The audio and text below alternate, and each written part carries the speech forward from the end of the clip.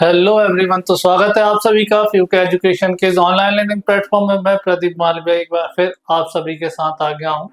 जैसे कि आपको पता है, हम आपके बोर्ड एग्जाम की प्रिपरेशन के लिए कुछ इंपॉर्टेंट क्वेश्चन की एक सीरीज लेके चल रहे हैं, जिसमें हमने पिछले लेक्चर्स में हमने डिस्कशन किए थे। जो अमाइन सब चैप्टर है हमारा, उसके कुछ इंपॉर्टेंट ऑब्जेक्टिव टाइप क्वेश्चन और उनसे रिलेटेड जो भी सारे कॉन्सेप्ट्स हमारे थे उनके।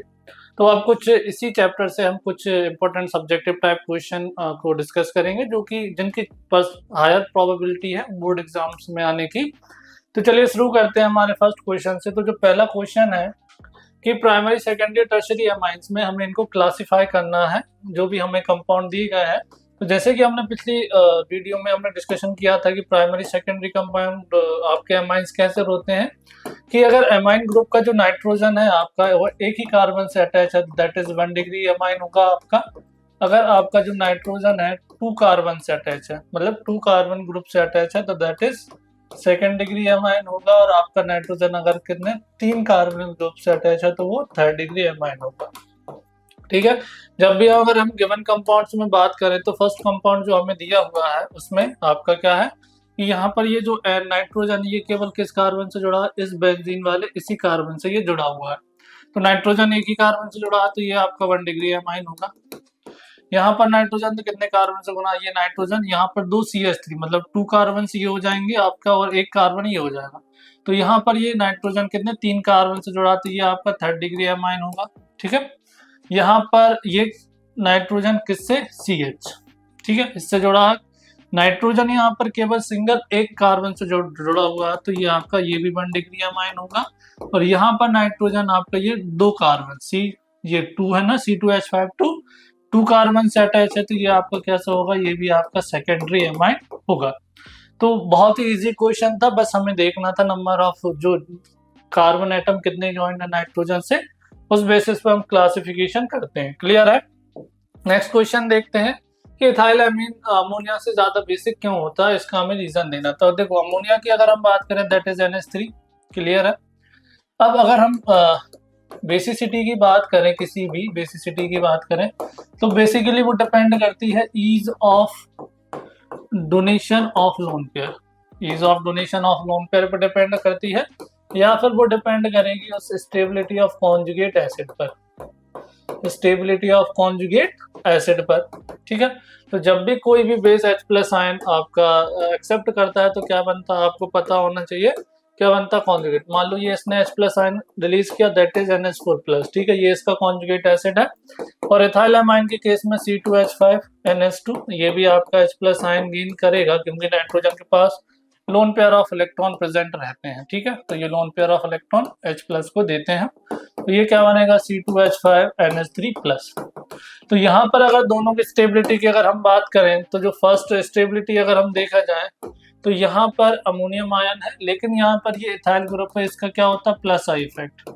प्लस आई इफेक्ट के कारण ये इलेक्ट्रॉन डेंसिटी को नाइट्रोजन की तरफ पुश करते हैं, जिससे इस पर जो प्लस चार्ज इसकी इलेक्ट्रॉन डेंसिटी क्या होती है डिक्रीज होती है। तो प्लस आई इफेक्ट के कारण ये क्या हो जाता है बेसिकली स्टेबल होता है। ये क्या होता है ज्यादा स्टेबल होता है, जिसके कारण जो हमारा इथाइल अमाइन है, इसलिए हम कह सकते हैं देयरफॉर आपका जो इथाइल अमाइन है वो ज्यादा बेसिक होता है in comparison to ammonia. Clear है। तो रीजन क्या है, जो मेन रीजन है वो हमारा जो रीजन है, मेन रीजन इसकी स्टेबिलिटी का मेन रीजन है inductive effect, plus I effect. जैसे कि हमने पिछले लेक्चर में भी डिस्कशन किया था कि जो प्लस आई इफेक्ट है वो क्या करता है, आपका जो बेसिस कैरेक्टर है उनको इंक्रीज कर देते हैं। क्लियर। नेक्स्ट क्वेश्चन देखते हैं। नेक्स्ट क्वेश्चन क्या है, why aniline is less basic then aliphatic amines. Clear. Same इसमें हमें एरोमेटिक और एलिफेटिक की बात करनी है। तो ये आपका एनिलीन है। एनिलीन पे जो नाइट्रोजन के पास जो लोन पेयर ऑफ इलेक्ट्रॉन होता है, एक्चुअल में होता क्या है कि ये जो लोन पेयर ऑफ इलेक्ट्रॉन है जो कि नाइट्रोजन के पास है, ये कॉन्जुगेशन में रहता है बेंजीन रिंग के साथ। ये क्या है लोन पेयर ऑफ इलेक्ट्रॉन, ये क्या है इसका कॉन्जुगेशन में है बेंजीन रिंग के साथ, कॉन्जुगेशन विथ बेंजीन रिंग, तो कॉन्जुगेशन में रहेगा बेंजीन रिंग के साथ, तो ये लोन पेयर ऑफ इलेक्ट्रॉन आपका बेंजीन रिंग में मूव करेगा, यहाँ से ये यहाँ शिफ्ट होगा, ये यहाँ शिफ्ट होगा, ये यहाँ शिफ्ट होगा, देन फिर से रिवर्स हमें रेजोनेटिंग स्ट्रक्चर्स मिलेंगे। तो जब कॉन्जुगेशन में है ये आपका लोन पेयर ऑफ इलेक्ट्रॉन, तो क्या इसका डोनेशन वो इजीली कर पाएगा, क्योंकि लोन पेयर ऑफ इलेक्ट्रॉन तो कॉन्जुगेशन वो पूरी रिंग में सर्कुलेट हो रहे हैं। इसका मतलब ये है कि ये आपके जो इलेक्ट्रॉन है वो लेस अवेलेबल रहेंगे फॉर डोनेशन, लेस अवेलेबल रहेंगे फॉर डोनेशन। लेकिन एज कंपेयर जब हम एलिफेटिक एमाइंस की बात करते हैं, एलिफेटिक एमाइंस मींस RNH2 में जो R ग्रुप है एल्काइल, इसका प्लस आई इफेक्ट रहता है, तो इसके प्लस आई इफेक्ट के कारण ये जो ease of donation of lone pair of electron वो इंक्रीज हो जाता है, ease of donation of lone pair of electron वो क्या हो जाता है, इंक्रीज हो जाता है। और ये क्या करते हैं, बेसिक कैरेक्टर को भी ये देयरफॉर ये बेसिक कैरेक्टर को भी इंक्रीज कर देते हैं। क्लियर है? इस सेम ये रीजन है कि जो हमारा एनिलीन है वो लेस बेसिक होता है एलिफेटिक एमाइन से। क्लियर? बढ़ते हैं नेक्स्ट क्वेश्चन की ओर। नेक्स्ट क्वेश्चन क्या है कि केमिकल रिएक्शन बतानी एनिलीन विद बेंजोल क्लोराइड, और इसका नेम और प्रोडक्ट हमें बताना है।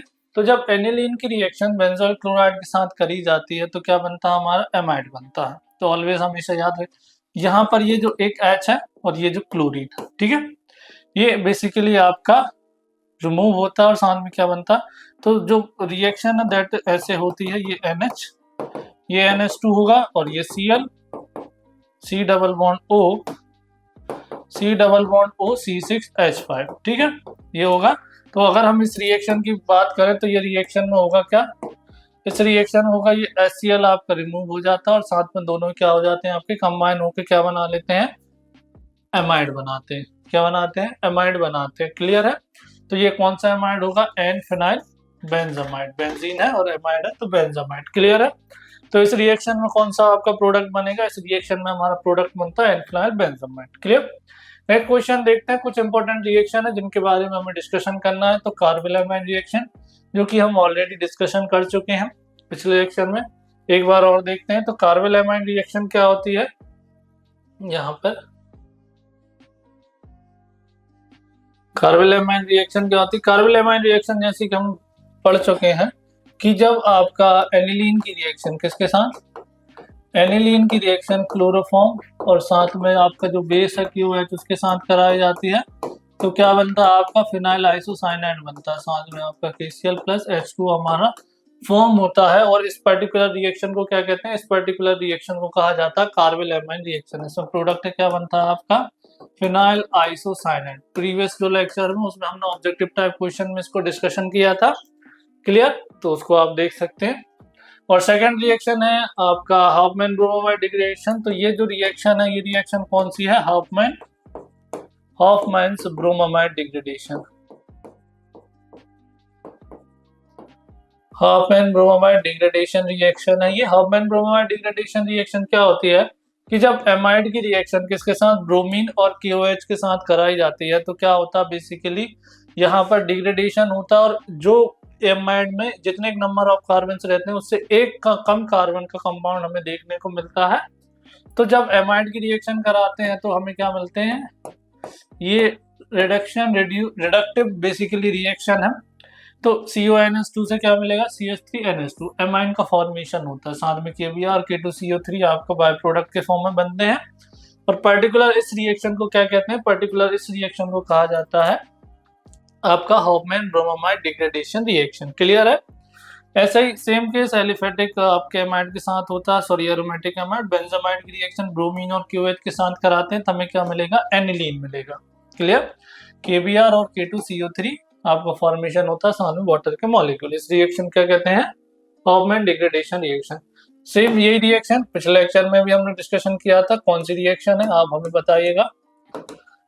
तो इस रिएक्शन को कहा जाता है गैब्रियल थैलेमाइड रिएक्शन। कौन सी रिएक्शन है ये, गैब्रियल थैलेमाइड रिएक्शन। इसमें क्या होता है, सबसे पहले थैलेमाइड की रिएक्शन KOH के साथ कराते हैं तो पोटेशियम थैलेमाइड बनता है।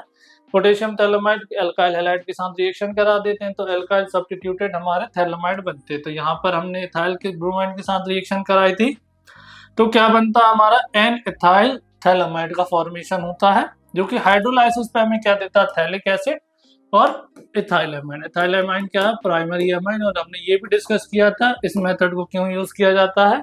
ये बेसिकली आपकी ऐसी मेथड है जिसमें प्राइमरी एमाइंस का ही फॉर्मेशन होता है। क्लियर? और इस पर्टिकुलर रिएक्शन को क्या कहा जाता है? Gabriel phthalimide reaction. ठीक, बढ़ते हैं नेक्स्ट। अब ये कौन सी रिएक्शन है? ये डायजोटाइजेशन रिएक्शन। कौन सी आपकी? डायजोटाइजेशन रिएक्शन है। इस डायजोटाइजेशन रिएक्शन में डायजोनियम सॉल्ट बनते हैं। तो बेसिकली दोनों है, एलिफेटिक एरोमेटिक दोनों करा सकते हैं, लेकिन जो एलिफेटिक डायजोनियम सॉल्ट है वो लेस स्टेबल होते हैं, तो फर्दर हाइड्रोलाइज होके क्या बना लेते हैं? आपका अल्कोहल में कन्वर्ट हो जाते हैं। क्लियर? लेकिन जो एरोमेटिक आपके डायजोनियम सॉल्ट है कुछ रेजोनेंस के कारण सिंपल थोड़े स्टेबल रहते हैं रूम लोअर टेम्परेचर पे। ठीक, तो इसमें होता क्या है कि जब एनिलीन की रिएक्शन या फिर कोई भी एमाइन रहेगा, हम NaNO2 प्लस HCl के साथ रिएक्ट कराते हैं रूम टेम्परेचर पे, तो होता क्या है? आपका डायजोनियम सॉल्ट बनता है। ठीक है, क्लियर है? कौन सा सॉल्ट बनता है? Diazonium salt. तो एनिलीन की रिएक्शन हम इसके साथ करा रहे थे, क्या बना रहा हमारा? Benzene diazonium chloride. Clear? Same ये रिएक्शन HO, ये दोनों कंबाइन होकर क्या बनाते हैं? Nitrous acid, that is HONO। और ये फर्दर रिएक्ट करता है आपका HONO से, तो हमारा क्या होता है बेटा? फिनॉल बनता है, साथ में N2 और H2। क्लियर है? क्लियर है ना? तो टेम्परेचर, क्योंकि हायर टेम्परेचर पे अनस्टेबल होता है, डिकम्पोज हो जाता है अल्कोहल में। क्लियर? इस रिएक्शन को कहते हैं हम डायजोटाइजेशन रिएक्शन। नेक्स्ट रिएक्शन देखते हैं। ये रिएक्शन अभी हमने पढ़ी हुई है, इसका रिएक्शन का नाम आप हमें कमेंट करके बताइएगा। तो ये रिएक्शन क्या है? एमाइन है आपका। ये एमाइन के साथ हम ये क्लोरोफॉर्म की रिएक्शन, क्लोरोफॉर्म और साथ में बेस हमारा अल्कोहलिक KOH है। और इसमें क्या बन रहा है? यहाँ पर हमारा आइसोसाइनाइड का फॉर्मेशन हो रहा है। तो इस रिएक्शन को इस रिएक्शन को क्या कहा जाता है? इस रिएक्शन को कहा जाता है कार्बल एमाइन रिएक्शन। कौन सी रिएक्शन कहा जाता है? Carpal amine reaction. अब नेक्स्ट टू रिएक्शन दी हुई है हमें, और नेक्स्ट टू रिएक्शन, ये जो रिएक्शन है इस रिएक्शन को बेसिकली डायजोनियम सॉल्ट आपस में देखो कपल कर रहे हैं, तो बेसिकली इस रिएक्शन को क्या कहा जाता है? Coupling reaction.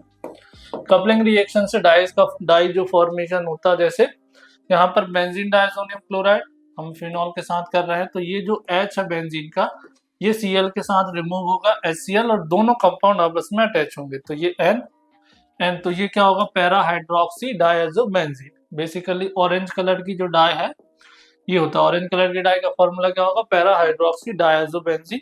लेकिन जब इसकी रिएक्शन हम एनिलीन के साथ कराते हैं तो क्या हो जाएगा? Para amine diazobenzene. ठीक है, और ये येलो डाई होती है आपकी। और इन रिएक्शन को क्या कहते हैं? पर्टिकुलरली कपलिंग रिएक्शन कहा जाता है।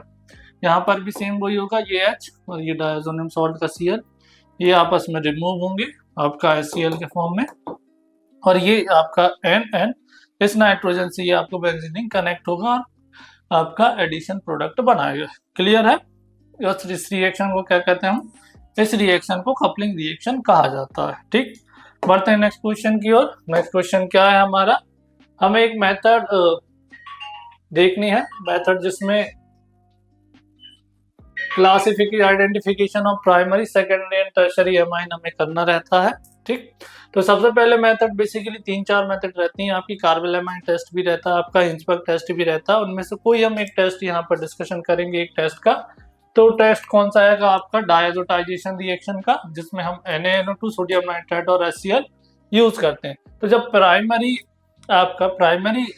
एमाइन के साथ जब इसकी रिएक्शन कराई जाती है तो हमें क्या मिलता है? प्राइमरी एमाइन के साथ ये रिएक्शन करने पर अल्कोहल देते हैं। ठीक है, सेकेंडरी एमाइन के साथ जब इसकी रिएक्शन कराई जाती है तो ये हमें मिलता है नाइट्रोसो एमाइन। क्या मिलते हैं? नाइट्रोसो एमाइन देते हैं। क्या देते हैं? आपका नाइट्रोसो एमाइन देते हैं सेकेंडरी एमाइन, और टर्शरी एमाइन देते हैं R2NNO। ठीक है, और साथ में अल्कोहल देते हैं। क्लियर है? ये भी नाइट्रोसो एमाइन, और नाइट्रोसो एमाइन के साथ आपका अल्कोहल देते हैं। तो तीनों जो एमाइन से बेसिकली डिफरेंट प्रोडक्ट दे रहे हैं, तो इस बेसिस पर हम इनको डिस्टिंग्विश कर सकते हैं bye reacting with NaNO2 plus HCl। तो प्राइमरी केवल क्या दे रहे हैं? अल्कोहल और N2। ठीक है, सेकेंडरी केवल नाइट्रोसोअमीन और वाटर देते हैं, और थर्ड ये नाइट्रोसोअमीन और अल्कोहल हमें देते हैं। क्लियर? देखते हैं नेक्स्ट रिएक्शन। क्वेश्चन क्या है? हमें कन्वर्जन करना बेसिकली क्लोरोइथेन टू प्रोपेनमाइन हम कैसे बनाएंगे? सबसे पहले रिएक्शन देखते हैं।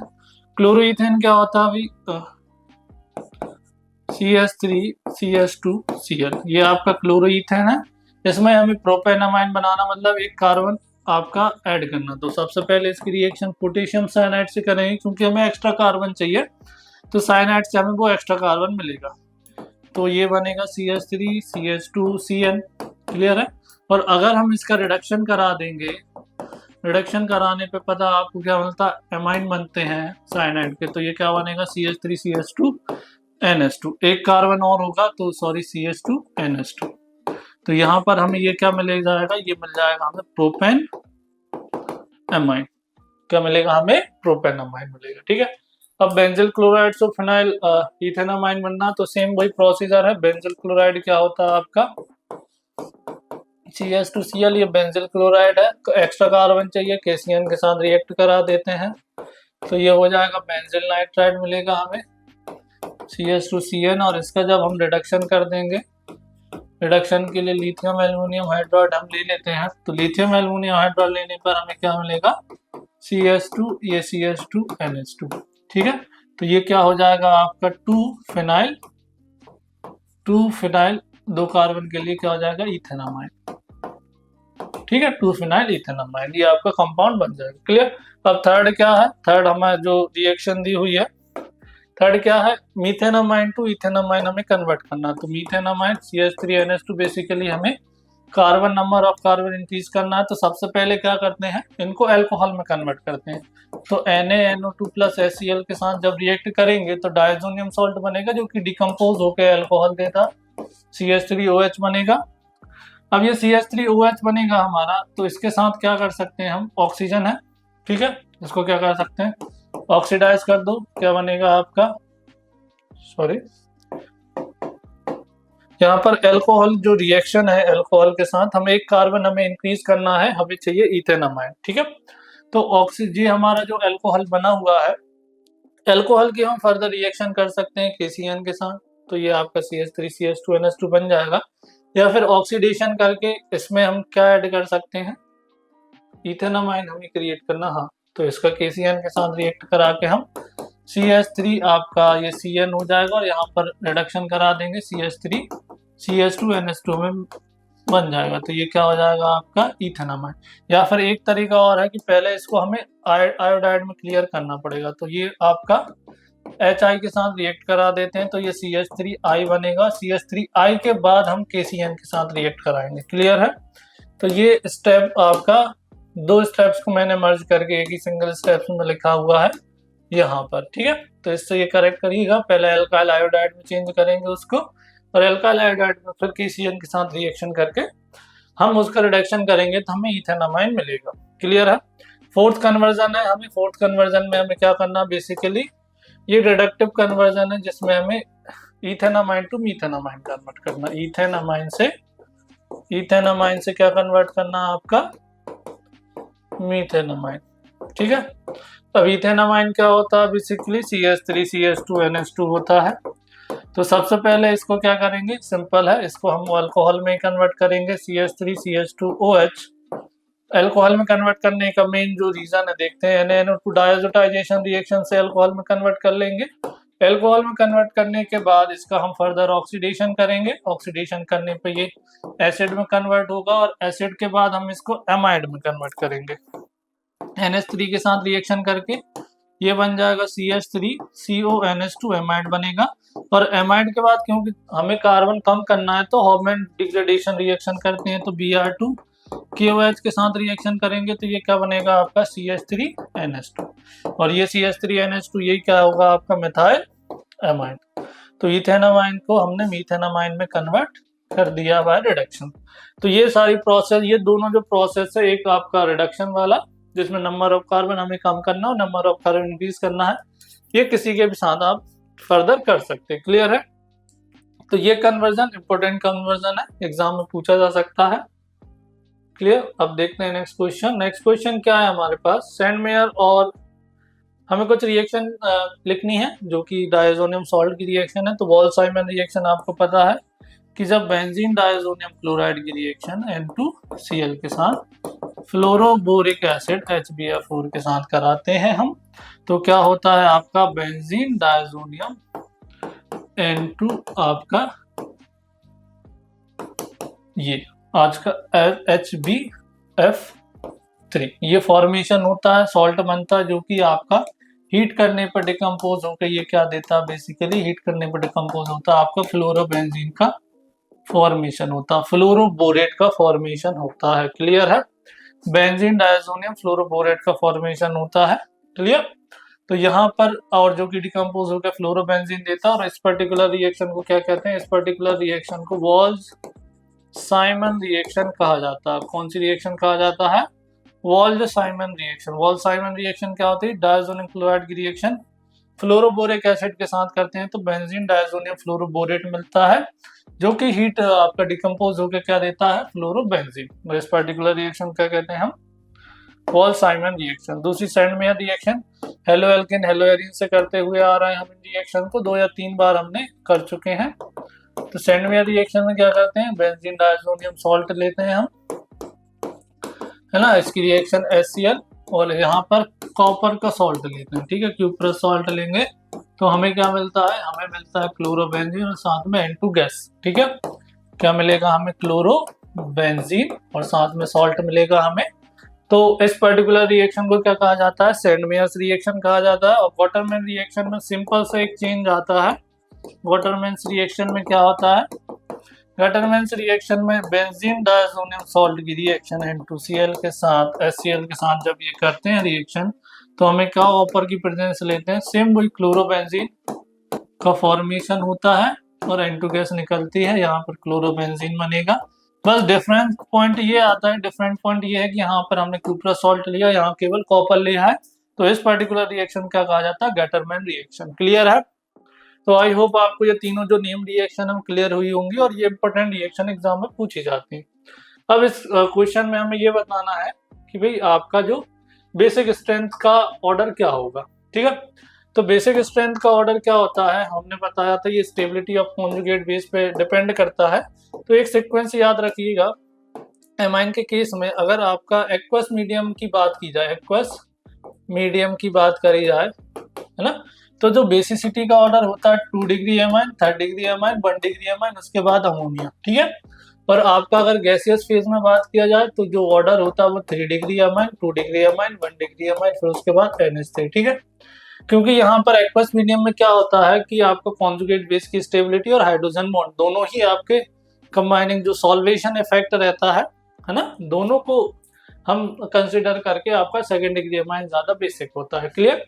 तो सबसे पहले इसमें देखते हैं आपका, यहाँ पर देखो ये आपका सेकेंडरी अमाइन है, पहला क्वेश्चन है, और यहाँ पर ये आपका ये 1 डिग्री अमाइन है, ये भी 1 डिग्री अमाइन है, और ये NH3 और ये भी 1 डिग्री अमाइन है। ठीक है, तो देखो 1 डिग्री अमाइन में सबसे पहले अपन बात करेंगे, ये CH2 इस वाले कार्बन से जुड़ा है, ये लेकिन डायरेक्ट बेंजीन लिंक से जुड़ा है, तो ये तो लीस्ट बेसिक होगा, है ना।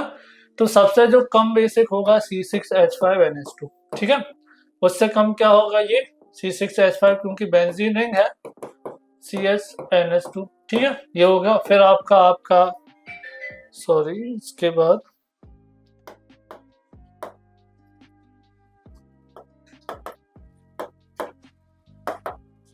तो सबसे ज्यादा जो का हमारा बेसिक होगा वो बेसिकली एरोमेटिक होंगे हमारे, फिर हम एलिफेटिक की बात करेंगे। ठीक है, तो ये हो गया हमारा सब, इससे ये लीस्ट बेसिक है, इससे कम बेसिक ये, और इससे कम बेसिक क्या होगा हमारा? अब सेकंड डिग्री की बात करते हैं, ये तो फर्स्ट डिग्री है, तो ये आपका 1 डिग्री रहेगा, और ये सेकंड डिग्री, तो सेकंड डिग्री ज्यादा बेसिक होगा। और इससे भी कम बेसिक क्या होगा आपका? NH3 अमोनिया, तो हमारा जो C2H5NH2 होगा 1 डिग्री। फिर इसके बाद सबसे ज्यादा जो बेसिक होगा वो सेकंड डिग्री C2H5NH, तो ये आपका सीक्वेंस रहेगा पहले में सबसे ज्यादा बेसिक स्ट्रेंथ का। क्लियर? अगर हम सेकंड वाले में बात करें, सेकंड क्वेश्चन में हम देखें, सेकंड क्वेश्चन में क्या है? 3 डिग्री अमाइन है, ये 2 डिग्री है, और ये 1 डिग्री है, और ये आपका एरोमेटिक। तो एरोमेटिक तो सबसे लास्ट में होगा, ये तो हमें पता है। तो एरोमेटिक आपका लीस्ट बेसिक होगा। क्लियर है? इसके बाद जो सीक्वेंस हमने पढ़ा था सेकंड डिग्री, थर्ड, फिर तो सबसे ज्यादा सेकंड होगा C2H52NH। इसके बाद क्या होगा आपका थर्ड? C2H53N, और इसके बाद क्या होगा आपका C2 1 डिग्री। क्लियर? तो ये होगा आपका सेकंड क्वेश्चन में हमारा बेसिसिटी का ऑर्डर। सेम थर्ड क्वेश्चन में ये 1 डिग्री है,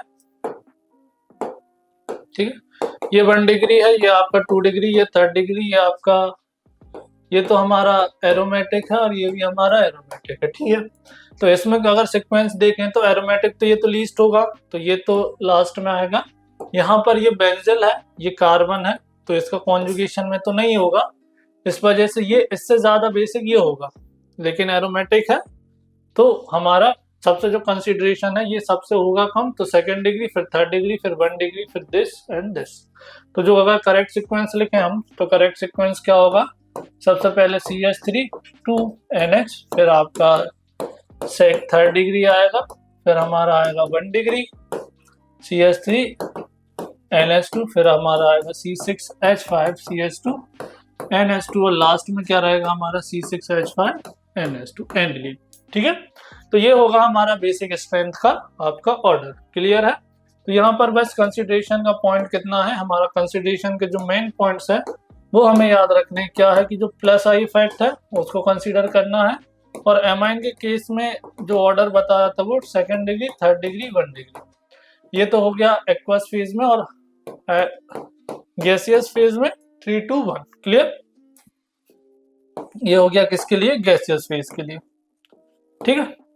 तो ये था हमारा कि हम ऑर्डर ऑफ जो हमारा बेसिसिटी ऑर्डर है वो कैसे देखते हैं, क्लियर।